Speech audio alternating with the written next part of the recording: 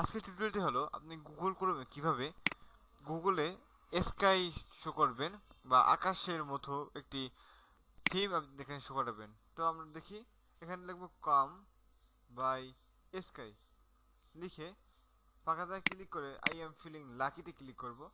তাহলে এখান থেকে আপনারা দেখতে পারবেন যে গুগল স্কাই মানে আকাশের মতো একটি এখানে পেজ আসবে। এখন এখন এখান থেকে আপনারা যে বিভিন্ন ধরনের থিম এখান থেকে নিতে পারবেন, যেমন এখানে ক্লিক করলে অন্য একটি থিম আসবে, এখানে ক্লিক করলে আরেকটি থিম আসবে, এরকম থিম প্রচুর থিম আপনি এখান থেকে যোগ করতে পারবেন।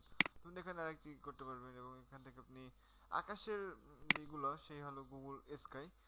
তো এগুলো লিখে সার্চ দিয়ে আপনি যদি আই এম ফিলিং লাকিতে ক্লিক করেন তাহলে এটি শো করবে এবং এখান থেকে অপোজিটে কমাতে পারবেন, অপোজিট বাড়াতে পারবেন, এগুলো হলো এটি। এবং এখান থেকে জুম করতে পারবেন, মাইনাস করতে পারবেন, এখানে সার্চ দিতে পারবেন, সব এখানে করতে পারবেন।